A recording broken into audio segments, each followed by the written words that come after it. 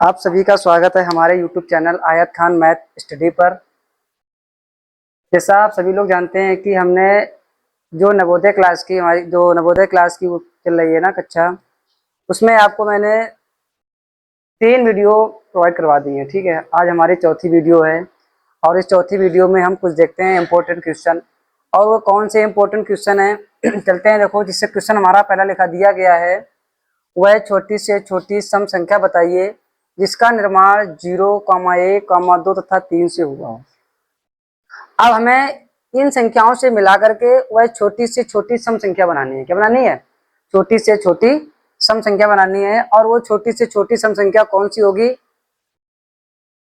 जो इन संख्याओं से मिलकर बनेगी। ठीक, अब छोटी से छोटी बनाने के लिए हमें क्या करना पड़ेगा?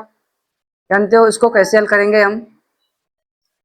अगर हमसे छोटी से छोटी और यही मान लो अगर हमसे बड़ी से बड़ी पूछी जाती तो कैसे बनाते हैं हम? ठीक है, तो 0, 1, 2, 3 अंकों से मिलकर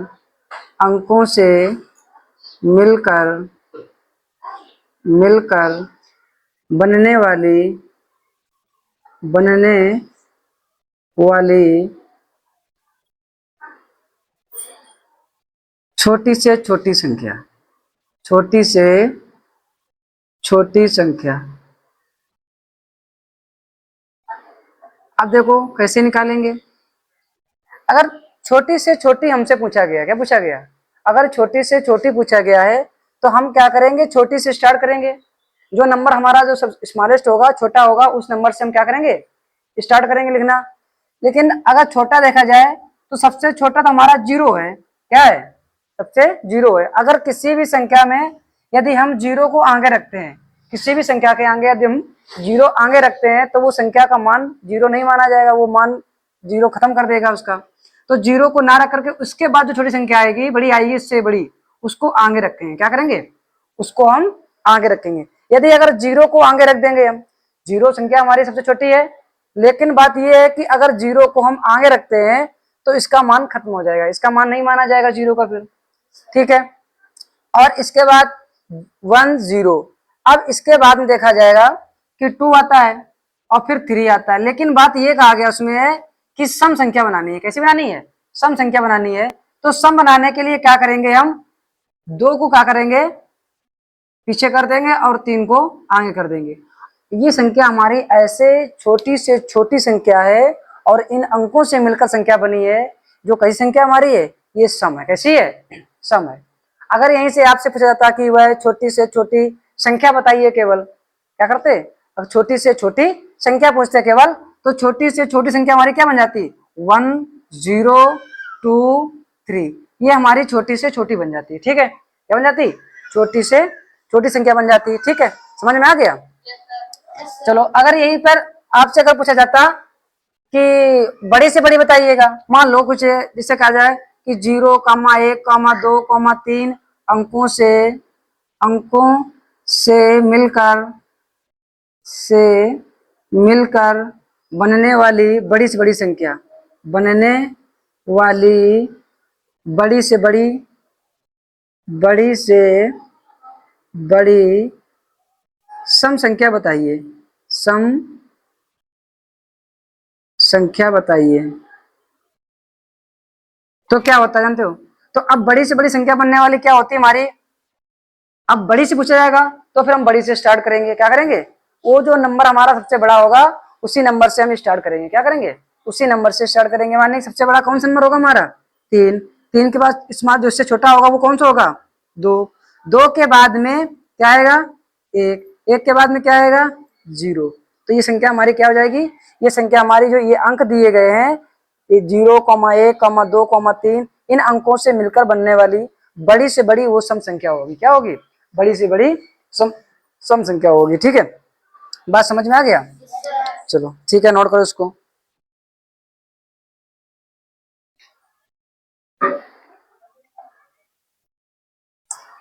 और चलो आगे देखते हैं कुछ क्वेश्चन जो हमें एग्जाम में पूछे जा सकते हैं। वो कौन से क्वेश्चन होंगे? इससे क्वेश्चन मान लो एक हमें क्वेश्चन ये दिया गया कि वह छोटी से छोटी, छोटी से छोटी विषम संख्या, विषम संख्या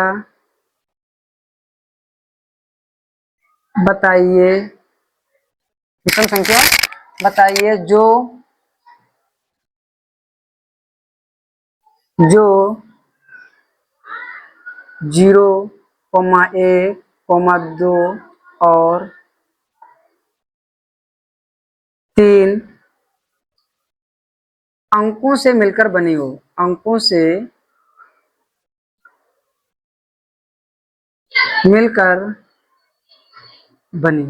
ऐसे भी हमसे क्वेश्चन पूछ सकते हैं कि वह छोटी से छोटी विषम संख्या बताइए जो संख्या हमारी 0,1,2,3 इन अंकों से मिलकर के बनी हो, लेकिन वो होना कैसे चाहिए, वो होनी चाहिए संख्या हमारी विषम। कैसी होना चाहिए, विषम। कैसी होना चाहिए, विषम। ठीक है, तो अब वो संख्या कैसे अब वो संख्या कैसे निकालेंगे, देखो अब हमसे विषम संख्या, विषम संख्या का हमने बताया था डिफिनेशन आपको कि जिस संख्या या जो संख्या हमारी 2 से विभाजित नहीं होती है उस संख्या को हम क्या बोलते हैं, उस संख्या को हम विषम संख्या कहते हैं। क्या कहते हैं, विषम संख्या कहते हैं। ठीक है, अब देखो तो विषम संख्या, अब वही बात आ गई कि अगर हम 0 को आगे रखते हैं तो उसका मान नहीं माना जाएगा, तो 0 से पहले हम क्या करते हैं, 1 रखते हैं। क्या करते हैं, पहले हम 1 रखते हैं। ठीक है, 0 से पहले हमने 1 रखा, क्या रखा, 1। अब विषम लानी हमें, तो विषम लाने के लिए क्या करना पड़ेगा, हमें 2 को आगे रखना पड़ेगा और 3 को बाद में रखना पड़ेगा। तो ये क्या हो जाएगा, वह छोटी से छोटी विषम संख्या हो जाएगी जो हमारी क्या होगी, मतलब सॉरी, वह छोटी से छोटी विषम संख्या आ जाएगी हमारी 1023। कितनी आ जाएगी, 1023 आ जाएगी। ठीक है, बात समझ में आ गया। अगर यहीं से पूछा जाता हमसे ये कि वह बड़ी से बड़ी संख्या ज्ञात कीजिए, अब बड़ी से बड़ी पूछ सकती है, तो बड़ी से बड़ी क्या होती, बड़ी से बड़ी, और बड़ी से बड़ी संख्या क्या होती, वो विषम संख्या होनी चाहिए जो इन अंकों से मिलकर बनी हो। क्या बनी हो, इन अंकों से मिलकर बनी होना चाहिए। तो अब हम बड़ी से बड़ी ज्ञात करना है अगर, तो हम क्या करेंगे, बड़ी से स्टार्ट करेंगे। तो बड़ी हमारी सबसे क्या है, कौन सा अंक हमारा बड़ा है, 3 है। 3 के बाद बड़ा अंक क्या आता है, 2। अब 2 के बाद में क्या आता है, 1, 1 के बाद 0। लेकिन बात यह है कि वहां पूछा हमसे क्या, ये है कि विषम संख्या ज्ञात करनी है। क्या करनी है, विषम संख्या होनी चाहिए। तो अब ये विषम तो हमारी है नहीं क्योंकि लास्ट में 0 आ गया, और 0 हमारी संख्या विषम।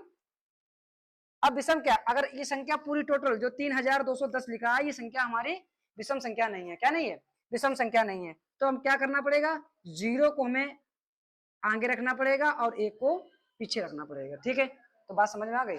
तो ये संख्या हमारी बड़ी से बड़ी, वो भी कैसी होनी, कैसी है, विषम है। कैसी है, विषम है, इन अंकों से मिलकर बनने वाली संख्या हमारी। ठीक है, बात समझ में आ गया, चलो नोट करो।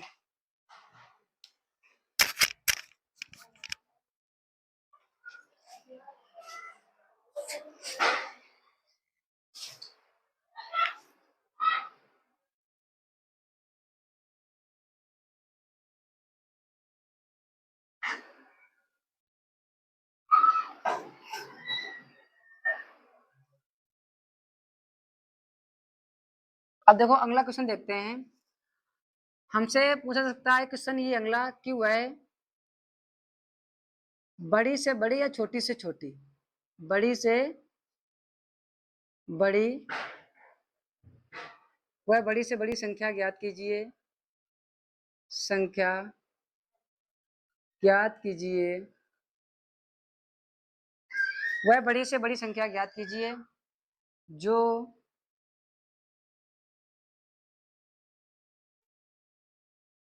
संख्या 7,6,0,9 और 5 से मिलकर बनी हो, मिलकर बनी हो। अब देखो हम इसको कैसे हल करेंगे कि वह बड़ी से बड़ी संख्या ज्ञात कीजिए जो संख्या हमारी 7,6,0,9 और 5 से मिलकर बनी हो। अब हमें बड़ी से बड़ी ज्ञात करना है, या हमें इसी में दिया जाता है कि छोटी से छोटी भी ज्ञात कर सकते हैं। तो पहले देखो हम देखते हैं बड़ी से बड़ी कैसे निकालेंगे। अब बड़ी से बड़ी संख्या क्या होगी, बड़ी से बड़ी संख्या, अब बड़ी से बड़ी संख्या क्या होगी हमारी, अगर हमसे बड़ी से बड़ी पूछी गई है तो हम क्या करेंगे, बड़ी से ही स्टार्ट करेंगे। क्या करेंगे? अब वो संख्या हमारी बड़ी से कौन होगी? सबसे बड़ी हमारी क्या होगी? 9। 9 से हमारी छोटी क्या होगी? 7 यानी 7। 7 से छोटी क्या होगी? 6। 6 से छोटी क्या होगी? 5। 5 से छोटा क्या होगा? 0। तो ये संख्या हमारी इन अंकों से मिलकर के बनने वाली बड़ी से बड़ी संख्या है। क्या है? बड़ी से बड़ी संख्या। अगर यहीं से हमसे पूछा जाता कि वह छोटी से छोटी संख्या ज्ञात कीजिए जो संख्या 7, 6, 0, 9 और 5 से मिलकर बनी है। क्या है? अब देखो छोटी से छोटी भी याद करते हैं। छोटी से छोटी संख्या,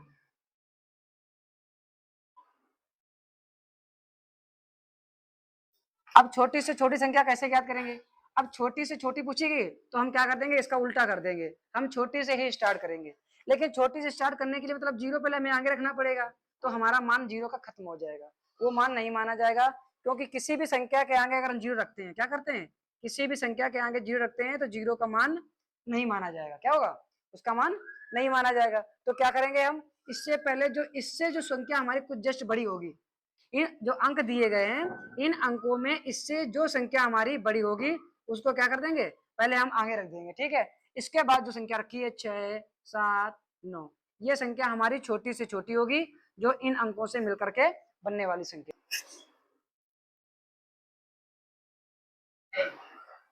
एक आपको नवोदय के एग्जाम में एक क्वेश्चन आ सकता है, ये आपसे पूछा जा सकता है कि 4 अंकों की 4 अंकों की कुल कितनी संख्याएं बन सकती हैं? कुल कितनी संख्याएं बन सकती हैं? Very important question. ठीक है। अब पूछा जाता है कि 4 अंकों की कुल कितनी संख्याएं बन सकती हैं? ऐसी कौन संख्या चार मतलब कितनी संख्या ऐसी होंगी जो 4 अंकों की बन सकती हैं? तो पहले क्या करेंगे हम? 4 अंकों की यानी 4 अंकों की बड़ी से बड़ी संख्या, यानी 4 अंकों की बड़ी संख्या। अब 4 अंकों की बड़ी संख्या क्या होगी हमारी? 9999, ये हमारी बड़ी संख्या हो जाएगी। क्या हो जाएगी? ये हमारी 4 अंकों की बड़ी से बड़ी संख्या है। क्या है? 4 अंकों की बड़ी से बड़ी। फिर क्या करेंगे नीचे हम कि 3 अंकों की बड़ी से बड़ी संख्या निकाल लेंगे। 3 अंकों की बड़ी संख्या, हमारे 3 अंकों की जो बड़ी संख्या होगी वो क्या होगी? 999, यानी 999। और ये कितनी होगी? 9999। क्या होगी? वो होगी 9999, ये 999। अब हमसे पूछा गया कि 4 अंकों की कुल कितनी संख्या हो सकती हैं, तो अब आपको क्या लिखना है कि 4 अंकों की कुल संख्याएं, 4 अंकों की कुल संख्याएं। अब कुल संख्या कितनी होगी? जो हमारी 4 अंकों की बड़ी से बड़ी संख्या है 9999 से, उससे क्या करेंगे हम? 3 अंकों की जो हमारी बड़ी से बड़ी संख्या होगी उसको क्या कर देंगे? माइनस कर देंगे। क्या कर देंगे? माइनस कर देंगे। अब इसको माइनस करेंगे तो क्या आएगा? 9 से 9 जीरो हो गया, 9 से 9 जीरो, फिर 9 से 9 क्या? जीरो, और फिर क्या आएगा? 9, यानी 9000। कितनी? 9000। कितनी आ जाएंगी? 9000 यानी कि 9000। तो वो संख्या कितनी होगी? मतलब कि 4 अंकों की कुल मिलाकर के 9000 संख्याएं बना जा सकती हैं। कितनी? 9000 संख्याएं बन सकती हैं। बात समझ में आ गया? ठीक है। इसी प्रकार आप 3 अंकों की निकाल सकते हैं, 5 अंकों की निकाल सकते हैं, 6 अंकों की, 7 अंकों की, इस तरीके से है।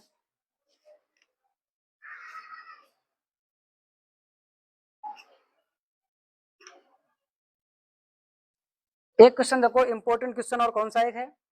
सवाल देखते हैं ये कि 88, 79, 56 में 7 का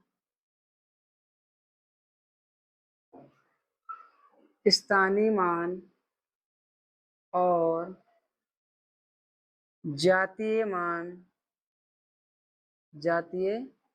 मान में अंतर क्या होगा? क्या होगा? अब देखो, स्थानीय मान और जातीय मान क्या है?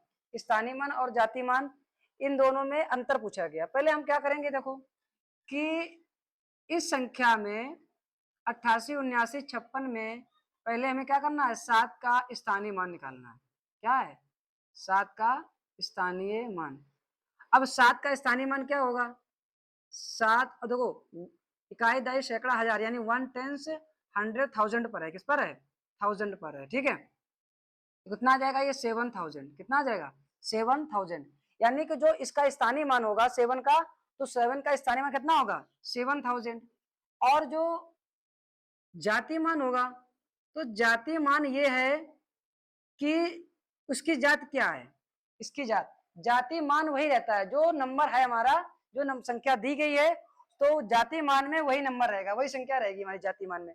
तो जाति मान कितना हो जाएगा? इसका 7। अब इन दोनों का हमें क्या पूछा गया? अंतर पूछा गया कि इसका दोनों का अंतर क्या होगा। क्या पूछा गया? हमसे अंतर पूछा गया। तो अंतर क्या होगा? जब 7000 से 7 माइनस कर देंगे तो 6993। कितना आ जाएगा? 6993। तो इसका इन जाति मान और स्थानीय मान के बीच में हमसे क्या पूछा गया? अंतर पूछा गया। क्या पूछा गया? अंतर। तो एक सवाल ऐसा बन सकता है कि इन सवालों में 7 का स्थानीय मान या 8 का स्थानीय मान, किस पहले वाले 8 का या दूसरे वाले 8 के स्थानीय मान और जाति मान में अंतर बताइए, या 5 का जाति मान और स्थानीय मान का अंतर बताइए। 6 का पूछ सकते हैं, 5 का पूछ सकते हैं, 9 का भी, 7 का भी, या पहले वाले 8 का, दूसरे वाले 8 का। तो इस तरीके से सवाल आपके बन सकते हैं, कई सवाल बन सकते हैं। ठीक है, तो कुछ क्वेश्चन देखते हैं हम। एक उत्तरवर्ती और पूर्ववर्ती, क्या है? उत्तरवर्ती और पूर्ववर्ती, ये भी सवाल हमारे पूछे जाते हैं एग्जाम में कि कोई संख्या दी गई होगी, उस संख्या का उत्तरवर्ती क्या होगा, उत्तरवर्ती मान क्या होगा, है ना? जिसे अनुवर्ती बोलते हैं। पूर्ववर्ती क्या होगा? अनुवर्ती और पूर्ववर्ती। ठीक है, क्या देखते हैं? इसे मान लो सवाल दे दिया गया कि संख्या ये दे दी गई हमको, ठीक है, 7646, यानी कि 7646। अब 7646 में इसकी हमें अनुवर्ती और पूर्ववर्ती संख्या की अनुवर्ती और पूर्ववर्ती संख्या बताइए। अब अनुवर्ती और पूर्ववर्ती क्या है? देखो, जैसे हमसे कह दिया जाए कि 7646 यानी 7646, इसकी अनुवर्ती क्या है और पूर्ववर्ती क्या है, तो इसकी पहले हमें क्या निकालनी है? कि अनुवर्ती निकालनी है, अनुवर्ती संख्या। अब अनुवर्ती संख्या में क्या होता है कि अनुवर्ती संख्या में हमें जो संख्या दी जाती है उस संख्या में हमें एक को क्या करना पड़ता है? जोड़ना पड़ता है, यानी ऐड को करना पड़ता है। क्या? 1 को ऐड करना पड़ता है। तो हमने क्या किया कि 7646 यानी 7646 में क्या कर दिया? एक को हमने जोड़ दिया। जब एक को जोड़ देंगे तो कितना हो जाएगा? 7647। कितना हो जाएगा? तो ये हमारी संख्या आएगी, वो संख्या क्या आएगी? अनुवर्ती संख्या आएगी। क्या आएगी? अनुवर्ती संख्या आएगी। ठीक है, अगर इसी की हमें पूर्ववर्ती पूछी जाती 7646 की पूर्ववर्ती संख्या, तो इसकी पूर्ववर्ती संख्या क्या होती? देखो, अब पूर्ववर्ती संख्या में क्या होता है? जो संख्या हमको दी गई है ना, उस संख्या में हमें एक माइनस करना पड़ता है। पूर्ववर्ती में क्या करना पड़ता है? एक माइनस करना पड़ता है, घटाना पड़ता है। यानी कि 7646 7646 में क्या करना पड़ेगा? 1 को माइनस करना पड़ेगा। जब इससे जब 1 को माइनस करोगे कितना आ जाएगा? 7645। यानी 7645 जो संख्या होगी ये हमारे 7646 की पूर्ववर्ती संख्या होगी। क्या होगी? पूर्ववर्ती मतलब होता है एक संख्या पीछे आना पड़ता है, और अनुवर्ती में संख्या एक हमको आगे जाना पड़ता है। ठीक है, और ट्रिक ट्रिक देखो, इससे पूछा गया अनुवर्ती। आ का मतलब होता है कि मतलब आ से मतलब आगे बढ़ना है, एक संख्या को आगे बढ़ाना है, और पा मतलब पीछे होना, एक संख्या को पीछे करना हमको। ठीक है, तो एक ट्रिक हो जाएगी कि अनुवर्ती में कैसे निकालेंगे और पूर्ववर्ती कैसे निकालेंगे। ठीक है, तो अनुवर्ती में एक संख्या आगे बढ़ जाना है और पूर्ववर्ती में संख्या पीछे हो जाना हमको, यानी एक माइनस कर देना, उसमें एक जोड़ देना है। ठीक है, बात समझ में आ गई? और देखो, क्वेश्चन हमारे इसी क्वेश्चन में कुछ क्वेश्चन और बन सकते हैं। जैसे मान लो कि इनके बीच में अनुवर्ती और पूर्ति संख्या में, जैसे मान लो संख्या दे दी गई हमको ये कि 5646 यानी 5646 की अनुवर्ती और पूर्ववर्ती संख्या में अंतर बताइए। अब देखो अंतर, अब अंतर कैसे? देखो क्या है, पहले हमें क्या करना है?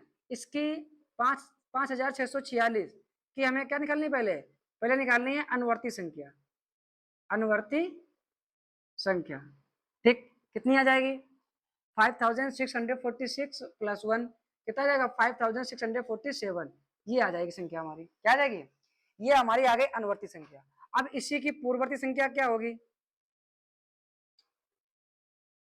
अब इसकी जब हम पूर्ववर्ती संख्या निकालेंगे तो पूर्ववर्ती संख्या क्या होगी हमारी, वो होगी 5646 माइनस 1, तो 5645 ये संख्या हमारी पूर्ववर्ती होगी। अब इनके उनके बीच का हमें क्या निकालना है, अंतर निकालना है। तो अनुवर्ती संख्या और पूर्ववर्ती संख्या, इन दोनों कोई भी संख्या XYZ दी गई हो संख्या, अगर उनके बीच में अंतर पूछा जाए तो डायरेक्ट आपको ऑप्शन में लगा देना है 2। कितना लगा देना है, 2। हल करने की जरूरत नहीं है, क्योंकि कोई भी संख्या होगी उनके उनके बीच में, अगर इन दोनों संख्याओं के बीच में अगर अंतर निकालेंगे हम तो हमेशा कितना आएगा, 2 ही अंतर आएगा। क्यों भाई, एक जोड़ना पड़ता है उधर, इधर एक घटाना पड़ता है, और दोनों का जब अंतर निकालेंगे, इधर देखो 5645, इधर 47, अब 47 45 का जब हम डिफरेंस निकालेंगे, अंतर करेंगे तो कितना आएगा, 2 आएगा। कितना आएगा, 2 आएगा हर एक संख्या का। मान लो जैसे हमने छोटी संख्या ले ली 76, क्या ली 76, 76 संख्या ले ली मैंने। अब इसकी अनुवर्ती निकालेंगे हम तो कितनी हो जाएगी 77।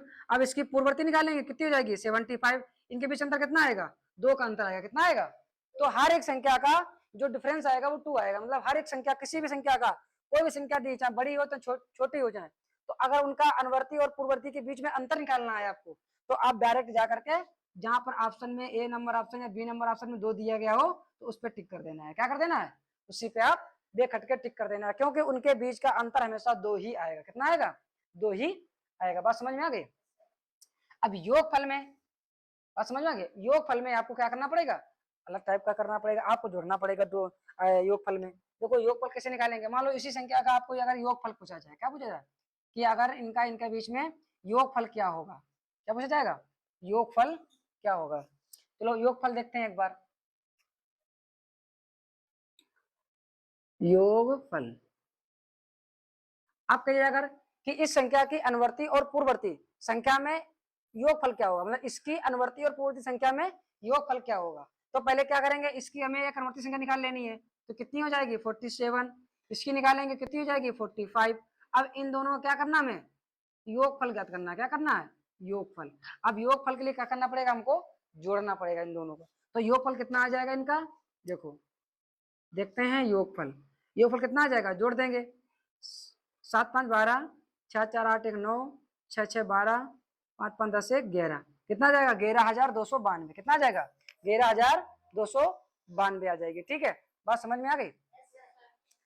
तो इस तरीके से योगफल और अंतर, अंतर एक निश्चित होता है, अंतर हर एक अनुवर्ती और पूर्ववर्ती संख्या के बीच में अगर अंतर निकालेंगे तो उसका डिफरेंस जो आएगा तो वो हमेशा 2 ही आएगा। कितना आएगा, 2 आएगा। ठीक है, अगर आपको योगफल पूछा जाएगा तो योगफल आपको करना पड़ेगा, जोड़ना पड़ेगा अनुवर्ती और पूर्ववर्ती संख्या का। अगर यहीं पे हमसे गुणनखंड पूछा जाएगा तो फिर गुणनखंड करना पड़ेगा, इसका आपस में गुणा करके निकालना पड़ेगा गुणनफल। ठीक है, बात समझ में आ गई। तो इसको सवाल को नोट कर लो, ये मतलब वो संभावना होती है आने की। ठीक है, इसे क्वेश्चन क्या नोट।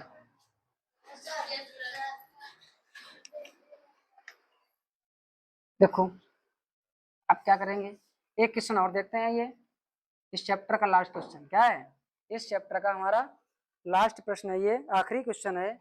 आखिरी क्वेश्चन क्या होगा हमारा, आपसे आखिरी क्वेश्चन ये होगा कि 30 और 50, 30 और 50 के बीच, 30 और 50 के बीच कितनी कितनी भाज्य संख्याएं होंगी, कितनी भाज्य संख्याएं होंगी। ये आपको होमवर्क से लगाना है। किससे लगाना है, ये आपका HW वर्क है, समझा है।